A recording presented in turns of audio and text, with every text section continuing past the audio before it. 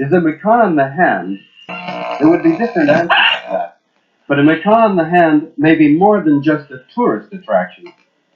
Some people saying things is an illustration of some fundamental need that we humans have for contact with non-human nature. Whether we actually need nature is a good question, but we certainly do use nature, or parts of it, all the time.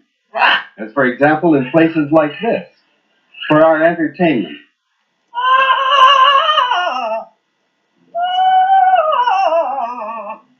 Let's try springtime. When it's springtime. When it's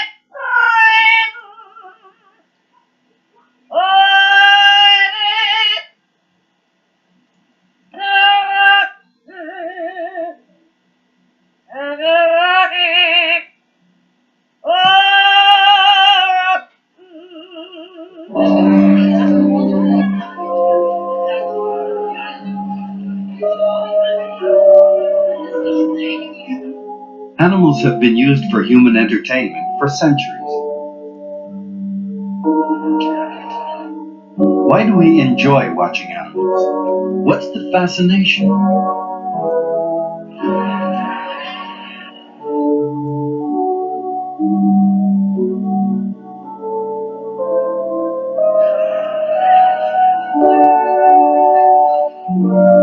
Are we attracted by the beauty of controlled power in motion? Or perhaps in this case, titillation? We all know the shark stories.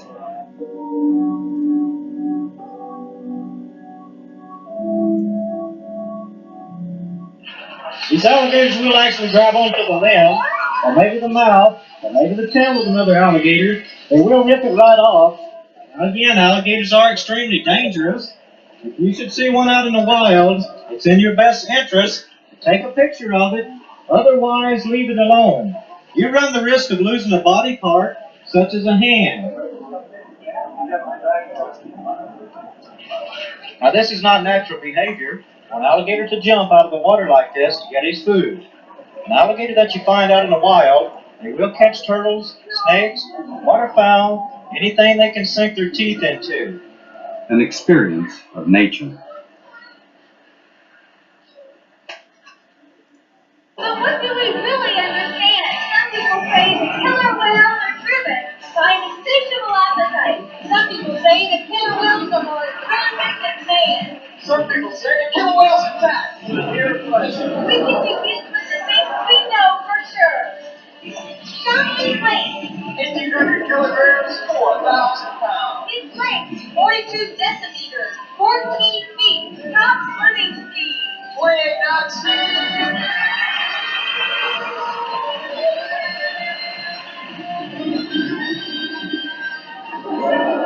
Seymour found the will. Melodrama. A haunted house. A missing will. A captive audience. And captive clowns.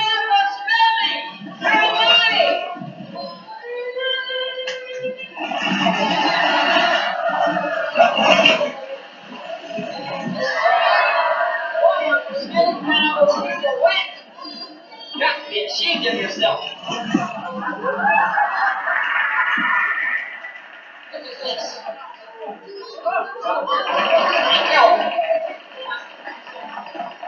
Wait a second. Almost Bentley's no longer missing. We don't have to read the will. Oh, yeah? Well, what shall we do now? I don't know about you, but I'm going to the party. Hey, that's a great idea, folks. We hope you enjoyed your visit at the Spooky Cookie Castle. Bye-bye, everyone. The spiels speak for themselves. The animals cannot. Here they go. Well, now I'm going to attempt the most difficult behavior in our show. I'm going to bring back out Ringo, Kentucky Ducky, and Liberace. Together they make up the Duck praise the Lord. All right, guys, to your instruments, please. There's the sound of madness.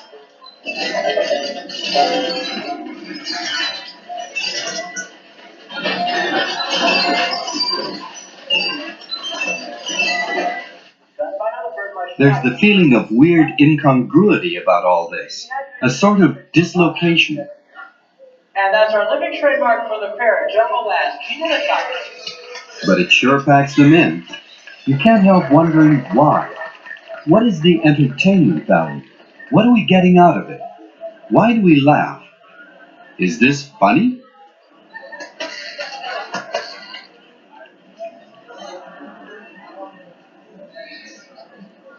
If it is funny, why is it funny? Because it's so absurd? Because the birds, in their own inept way, are trying so hard to be like us? Because we can do it better? Perhaps that's it. Perhaps it's flattering to us, in some convoluted way, reinforcing the human superiority imperative. One thing that's definitely not funny is the physical and psychological torment the animals endured in what we like to call their training, meaning their operant conditioning. This bird has been driven, literally, crazy. Very good. Now can you say hello? No, Marilyn, get a crack for her. Say hello. Hello, Marilyn. Say hello. Can you say goodbye? He's very musically talented and sometimes plays the tune-box on a guitar. The closer to home it gets, the better we seem to like it.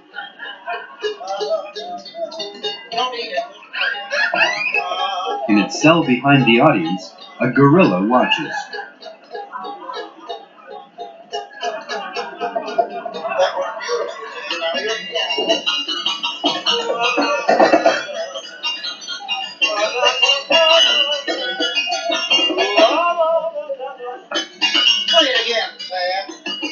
The sound is the sound of bedlam. The gorilla hears, or does its mind any longer take in anything at all?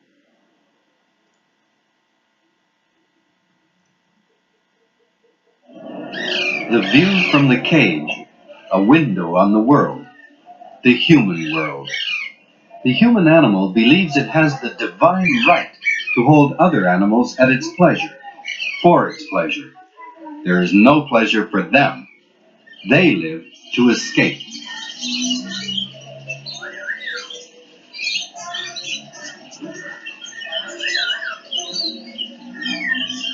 These are not domesticated animals bred to live with us. They are captive wild animals, forcibly held for commercial purposes, living, sensate, feeling, market commodities, goods, for our entertainment. Perishable commodities.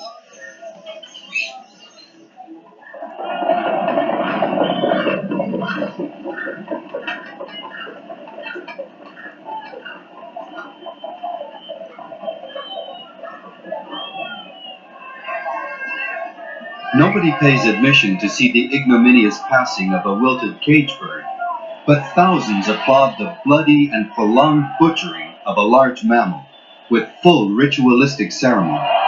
It's scarcely a contest. The result is preordained. With much panache and showmanship on the part of his torturers, the bull will be systematically tired and weakened until he can no longer defend himself.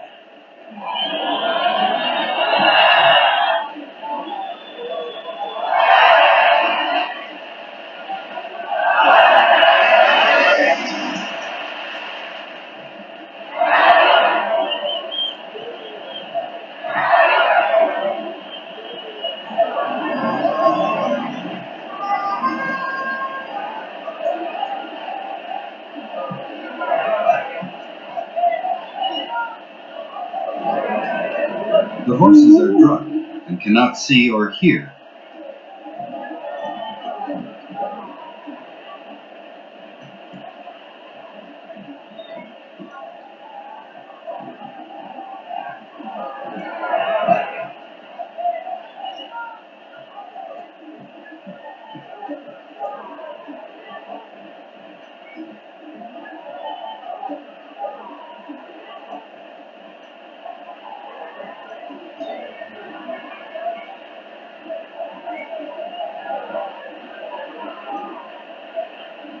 Long darts add to the bull's agony, excite him further, bleed him more profusely.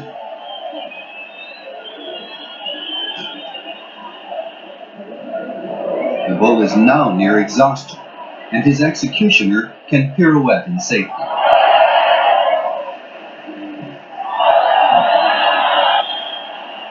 At last, the sword is paraded for the audience.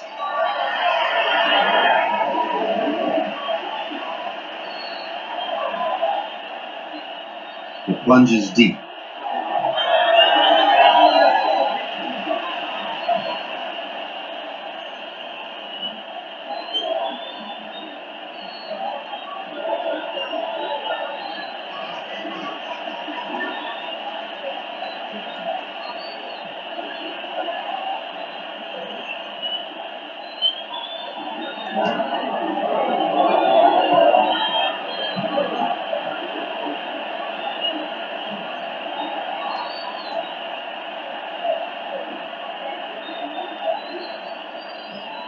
One more ritual victory, man over nature.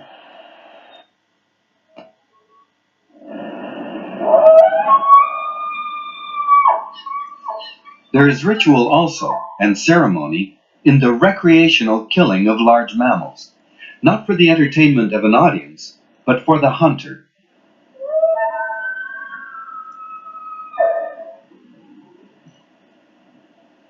A female wapiti hears the calling of rutting males, and the hunter's imitation.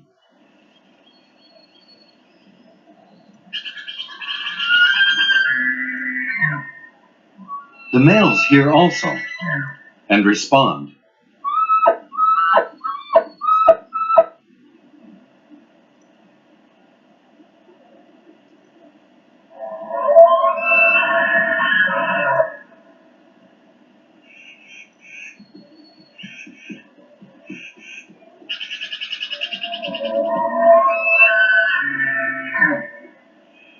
Trophy hunters claim ineffable quality of communion with their targets, respect, humility, intimacy, purity, and fair sporting contest between equals.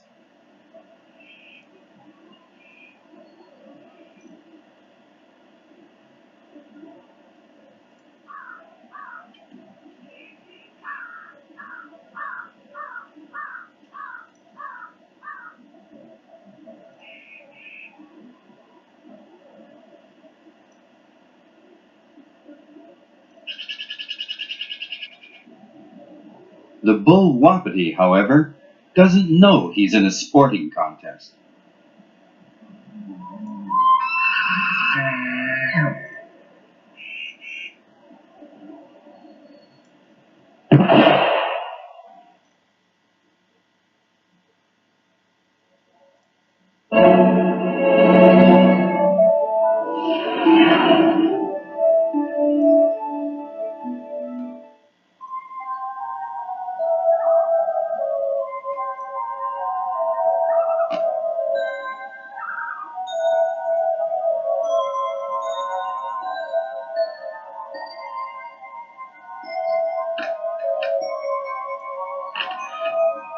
Trophy hunters assume they have the right to kill for recreation, and that non-human beings are human chattels.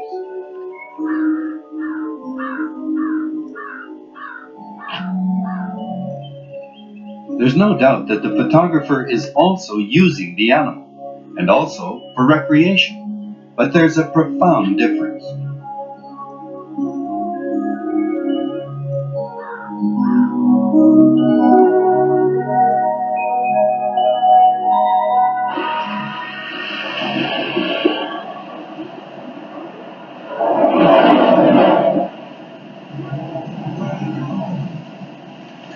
There's a difference too nowadays in the lengths to which nature photographers are willing to go. The Galapagos Islands used to be one of the ends of the earth. Not any longer.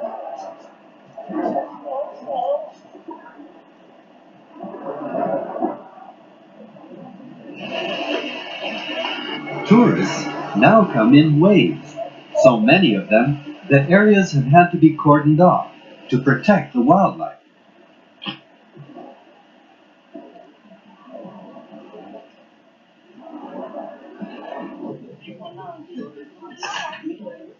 The display of the frigate bird makes a splendid photograph. But how many photographers can this tiny archipelago tolerate? We're in danger of loving wild nature to death. Ironically, nature now has to be defended from those who admire it most. It's the same all over the world.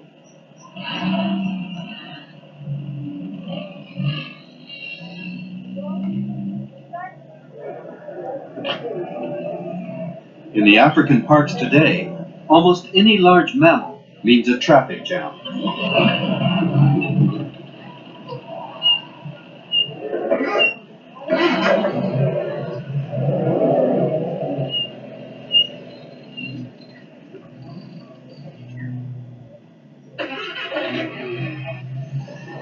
Okay, and bite your face off.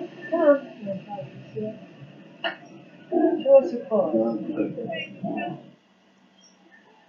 Sometimes it's hard to know whether the animals have become blasé or whether they've no place else to go. There are now lots of people for whom Africa is old hat, for them, Antarctica.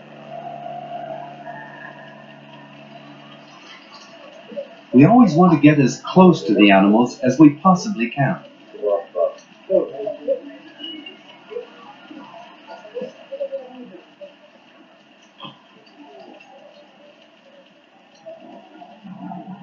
We want to touch, to contact, to make a personal connection with nature.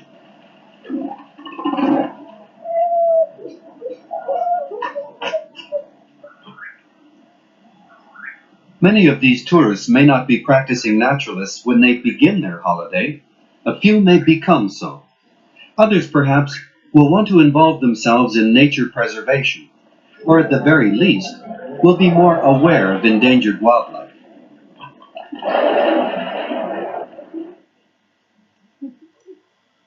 And there will always be those who are more interested in travel for its own sake, adding another country, another crossword puzzle species to their scrapbooks.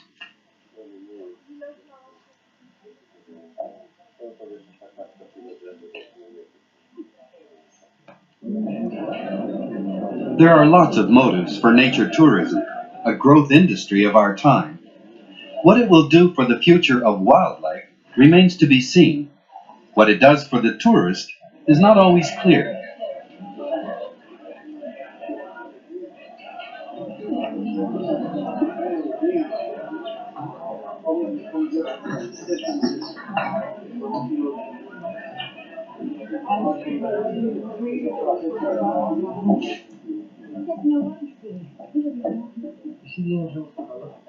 Wildlife in its role as entertainment for the cocktail hour. These nature trips to exotic places can be pretty expensive, and I suppose we could see them as just one more form of conspicuous consumption. The animals aren't being literally consumed, but we can see wildlife as part of the package, part of the commodity that is sold to the customer by the tourist business. But there's more to it than that. There's simply no denying that our experience with non-human beings has a special quality. It's different from our experience with other humans. And that special quality is there in all of us. At perhaps its most obvious level, all we've got to do is watch a boy and his dog. Fall asleep soon. Kara? A primary need of every social being, dogs and people included, is to belong, to have a place. That place and the identity it represents can be defined only in terms of the group. No social being is an island. Grooming is not just for primates. It's continuing reinforcement of belongingness for both the individual and the group, strengthening the bond. Each member of the family group has a personal being, the meaning of which comes from the others.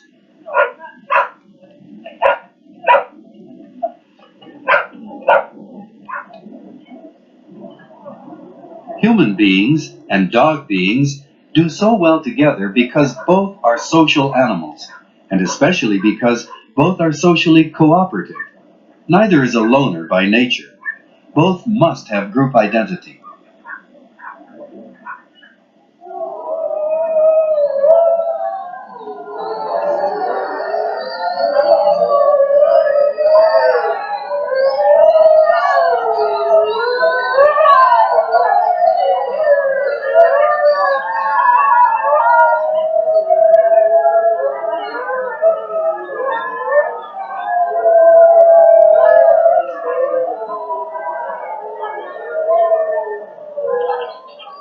Identity is much more than individuality.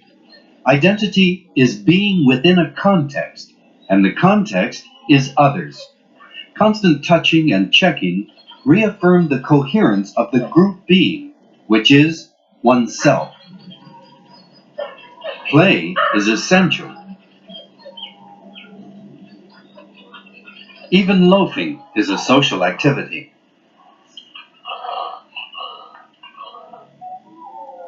Apart from hunting, no group activity seems more important than celebration.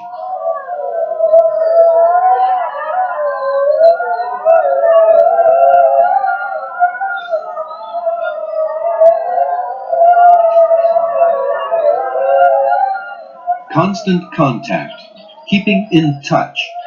The wolves become more active, even restless, before the hunt or before eating.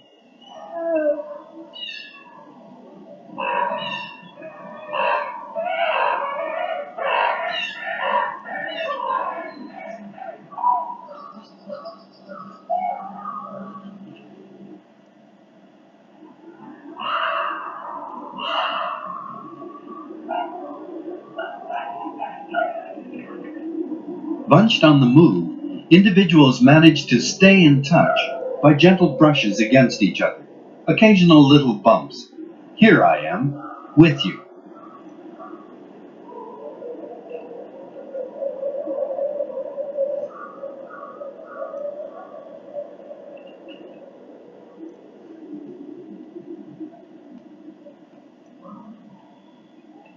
The lone wolf is a rarity, mostly folklore.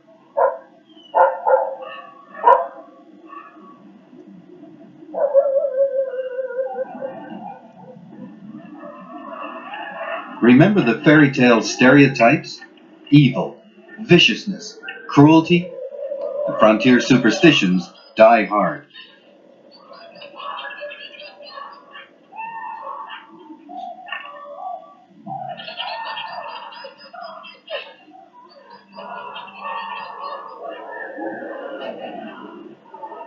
We can see a group identity, a group self, but there may be an even greater self-identity, one made not only of wolves, but of non-wolf nature.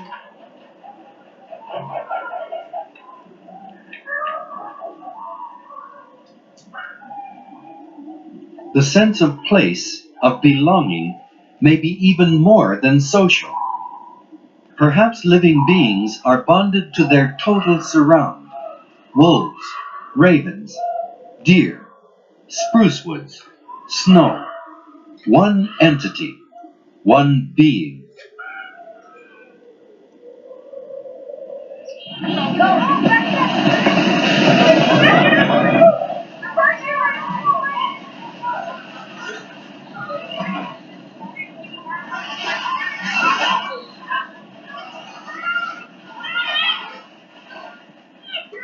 There's nothing new about social bonding, but it may be that these children, like the wolves, are forming an even deeper level of self-identification with trees, with snow, with sunlight and winter air, with nature.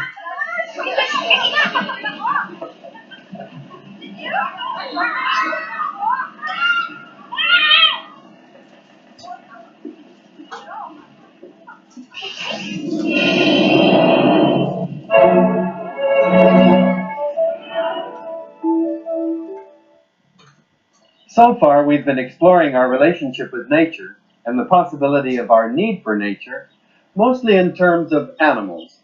Animals as curiosities, as entertainers, as victims, as commodities. as companions, and of course, animals as ourselves. But nature is more than animals. Much more numerous than any animals are the plants, and our contact with plants is much more frequent than with any other living aspect of nature. We're rarely very far from plants. Take, for example, gardens.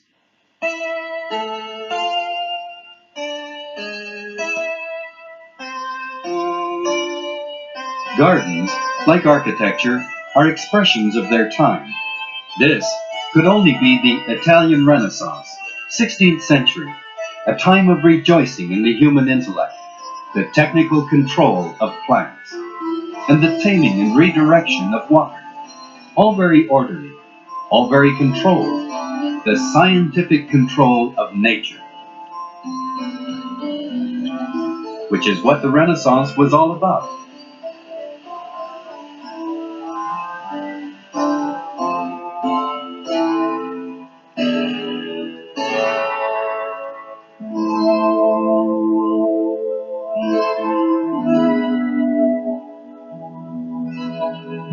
This great garden at Stourhead in England was actually composed to mimic a landscape painting, not to mimic nature. Paintings show us what nature is supposed to look like. A landscape like this one looks picturesque because it reminds us of a picture. The inspiration of the designer was not nature, but art.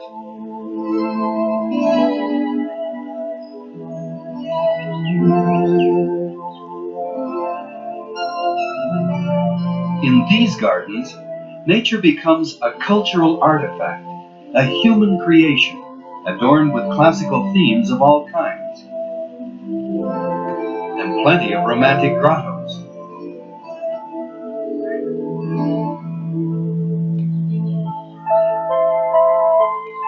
Romantic Arcadia, complete with sheep, if not shepherdesses.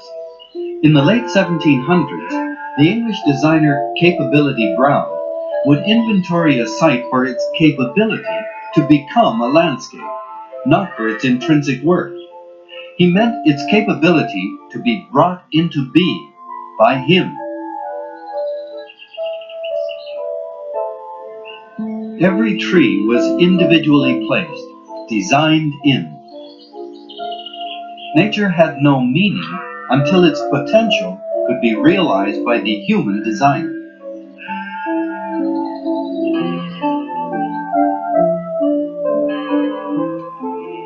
By Victorian times, designers were trying smaller scale, tidier, more manageable gardens. The vast green, semi-natural landscapes were replaced by neat terraces and small, controllable gardens.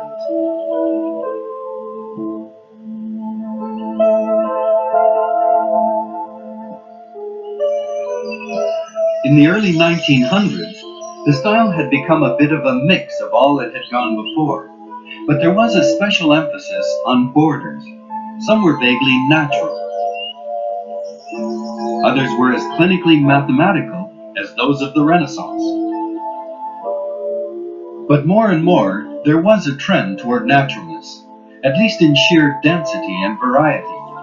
We want plants to please us aesthetically, but we also want them to perform as expected, to stay put for one thing, and to bloom abundantly when they're supposed to be obedient pets.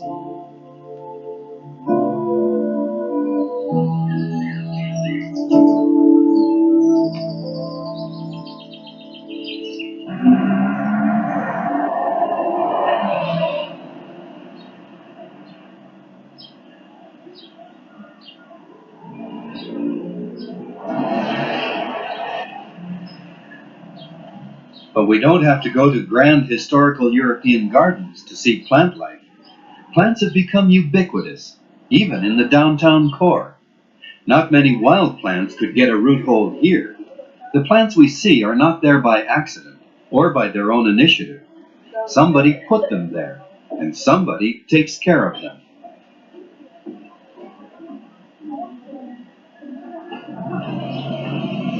Corner flower shops have proliferated like the plants themselves, and this isn't by accident either. We used to buy plants mostly as gifts. We still do. But now we also buy plants for ourselves, almost as a matter of course. Public demand means supply, and lots of it. Here in a Florida greenhouse, the mass production line.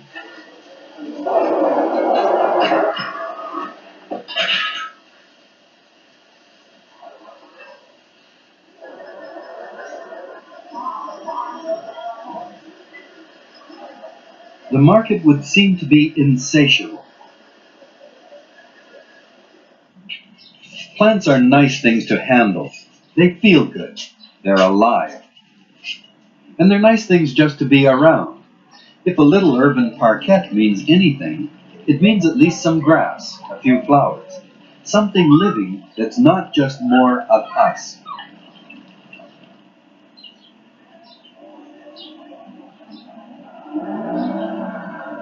We throng to these tiny oases. We don't go because it's the latest fad. We go because we want to. We're drawn to them. New subdivisions are usually named in memory of whatever they've destroyed. Whispering woodlands.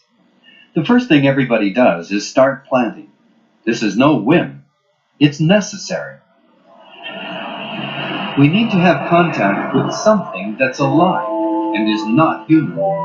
We crave the greater self-identity that transcends one species alone. Like the wolves, we need the ancient bond.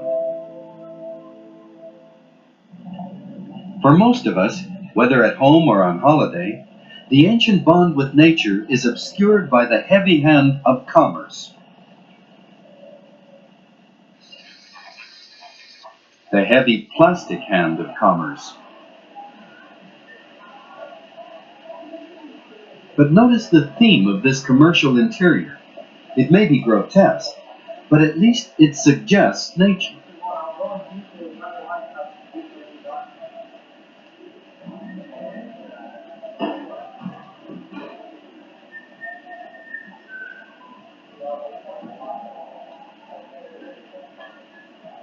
It uses nature.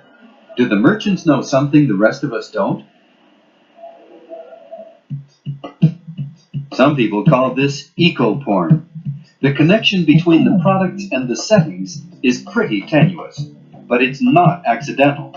It works, or the advertisers wouldn't be doing it. Perhaps the more far-fetched the connection, the greater the impact. Snakes are evil, or at least naughty.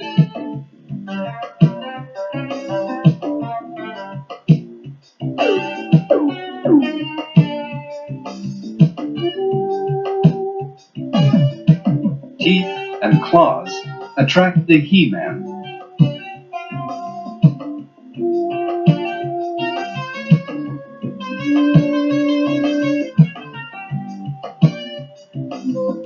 Cats are unpredictable, dangerous, sexy.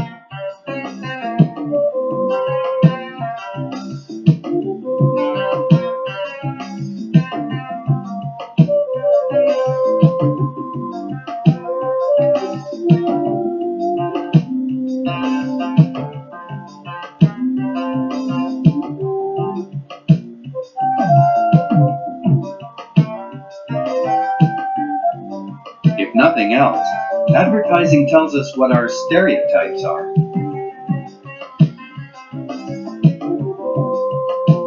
Presumably, this is about masculinity. Strength, individuality, independence. Cowboys are the very model of machismo.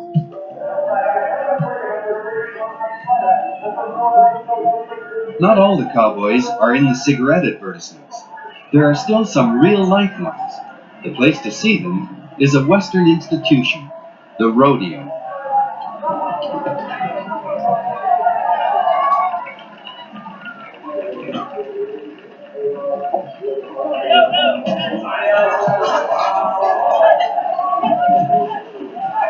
Rodeo is a continuing tournament between itinerant, full-time, professional contestants. Although the heroes are the human competitors, rodeo needs animals, plenty of them.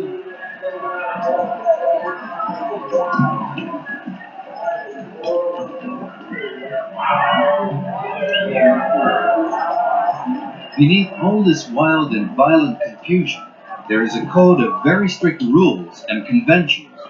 There are also some clues to the frontier perception of the relation between man and animal, man and nature.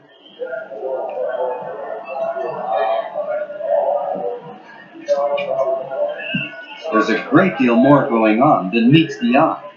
An intensive and penetrating study of the implications of rodeo has recently been published. The author has the special insights of both a veterinarian and a cultural anthropologist, Dr. Elizabeth Lawrence. There are many themes being expounded in rodeo. One of the foremost, of course, of these is the conquest of nature. Not only the value of this conquest, but actually an imperative that mankind should conquer nature. But also in rodeo, there is evident the human feeling of ambivalence toward this conquest. It's not always what we seem to want. We want to leave some leeway for the wild in the world so that there's still something left to conquer. The rodeo is not only a regional heritage, but it's also an American heritage. The American cowboy seems to represent America not only to ourselves in this country, but to many people throughout the world.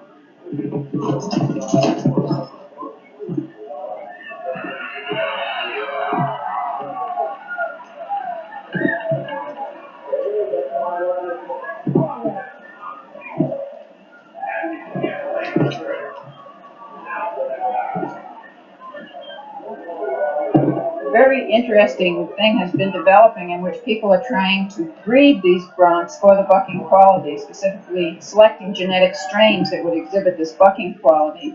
In other words, they're trying to breed the buck back into the horses on special farms and even have plans to accomplish this through embryo transplants. I think this is a really very interesting phenomenon because for centuries mankind has bred horses to try to make them docile and quiet and useful to our purposes. And now, all of a sudden, we're trying to breed them to buck and to oppose mankind. And I think this says a lot about the value system that rodeo is perpetuating because we value this wildness, we value the process of trying to tame it, but we also value the wildness itself.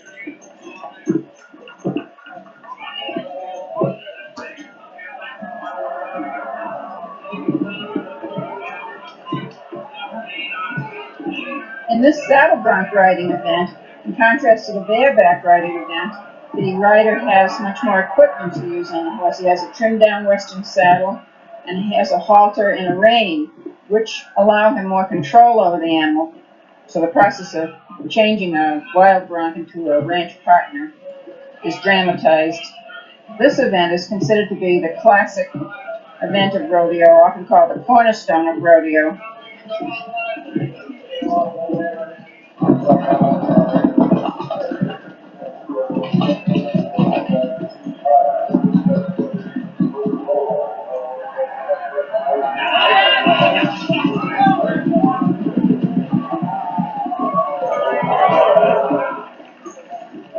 There's tremendous valuation placed on what we in our society term masculine characteristics, a whole complex of traits such as physical strength, stoicism in the face of pain, mastery, and a kind of macho characteristic, bravery, a certain code of honor that these contestants comply with.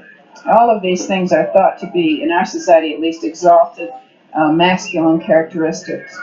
These are the qualities that were necessary for a herder of large animals on the cattle frontier and that were necessary for the survival of people on the frontier. The horse in this event is given a great deal of credit. Some rodeo people say 70 to 75% of the winning in this event should be credited to the horse because it's such an important partner. The horse has to pull back on the rope just in a certain way to allow the contestant to tie the calf, and has to have so-called cow sense about this, which is much admired in a ranch horse. It's a little hard on the small cows.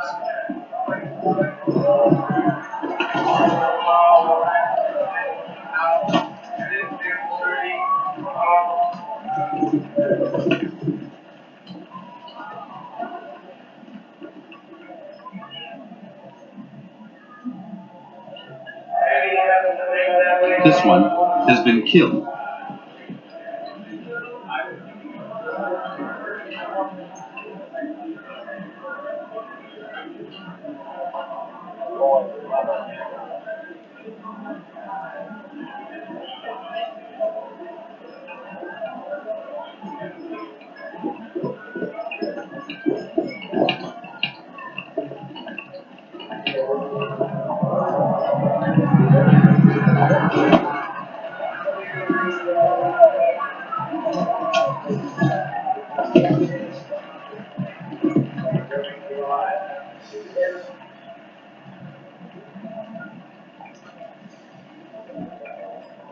One of the main things that is being played out in rodeo also is this idea of the American cowboy as the greatest rugged individualist.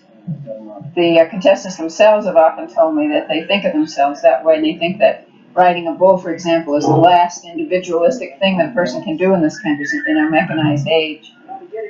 And there is this quality about rodeo. The rodeo people belong to, in general, they don't belong to teams. It's not a team effort, it's an individual effort. It's the archetypal image of a man versus the animal all alone in the arena. But in another sense, they are a very conforming group of people. They do have standards among the rodeo cowboys themselves as to how they should act and how they should dress. They often seem to talk alike and think alike about various things. They look upon the world the same way. They usually look upon animals and nature the same way. So there is this conforming quality which is in opposition to this rugged individualism which we see played out in the arena.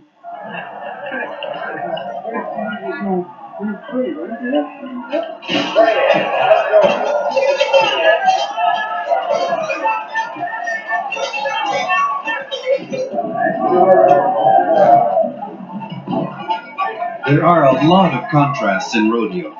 Not only conformity and individuality, but also wildness and tameness.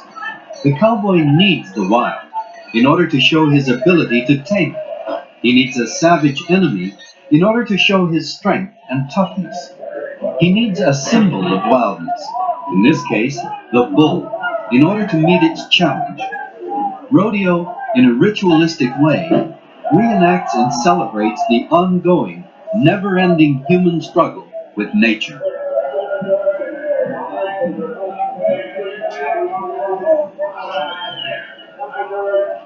The morality myth of human supremacy, man defeats animal, is told over and over again.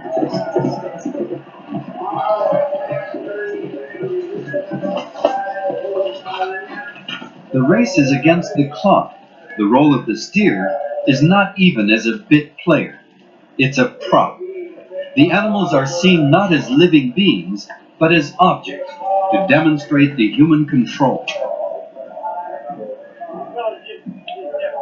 Since the steer is a mere object, the pressure on its eyeball is not the problem.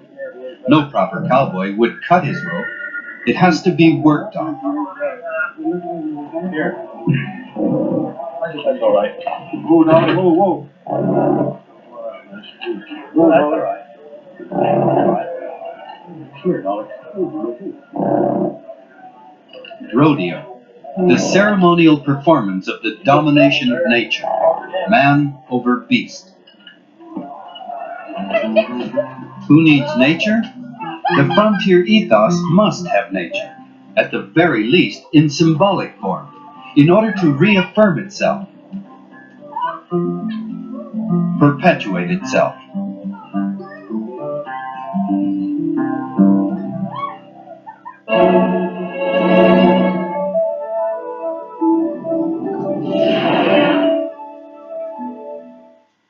One way and another, the uses and abuses of non-human nature surround us constantly, every day of our lives.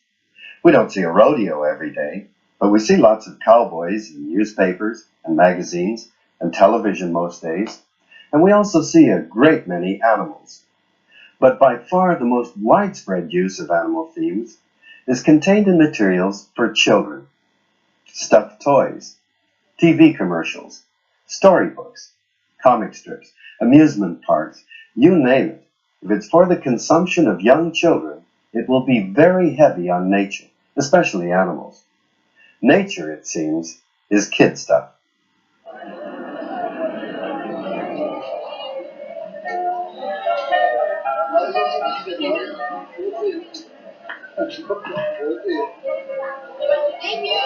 But the adult world designs the costumes. The kids don't.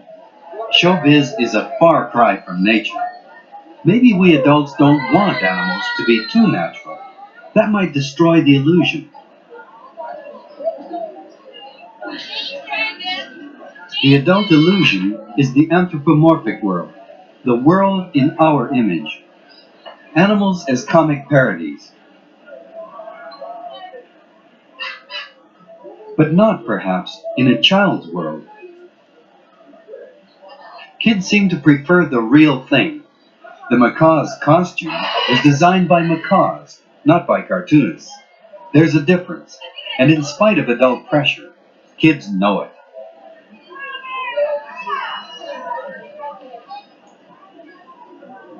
Young children must have experience, including contact, with non-human beings. Children, like wolves, must bond with their surround. They must identify themselves within the broader context of biological existence. They must imprint themselves on that which is not human, in order to grow up whole, as fully developed beings. If they don't have that experience, as adults they may well commit such travesties as this.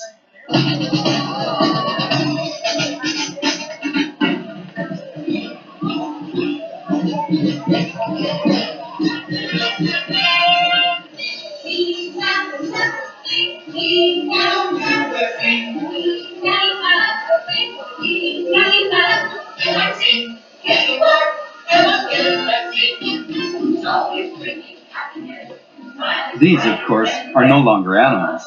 They are retarded humans, pseudo-humans.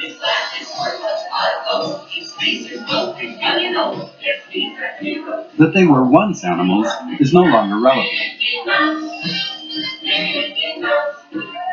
The animal is reduced to a comic strip stereotype. A comical sidekick, trying so hard to be just like us.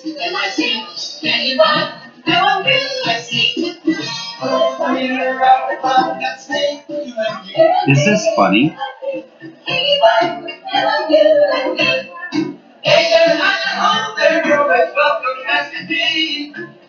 Is this? People used to entertain themselves by watching lunatics and monsters. They still do.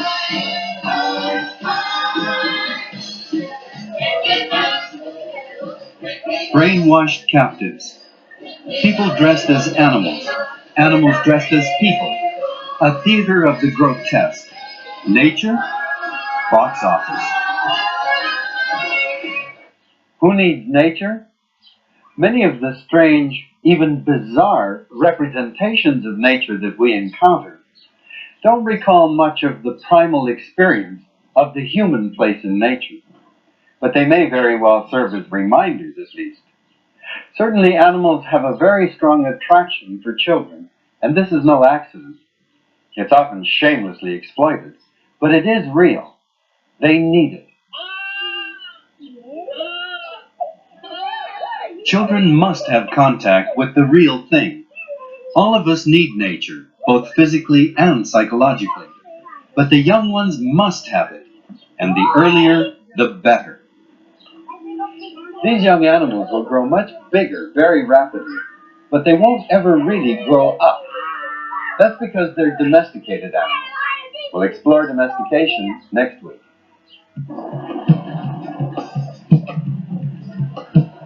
For thousands of years, we have domesticated animals, selected them over generations for certain characteristics. Are we seeing similar characteristics in ourselves as we become the domesticates of our own technology? Next week, the ultimate slavery, the process of domestication and its implications.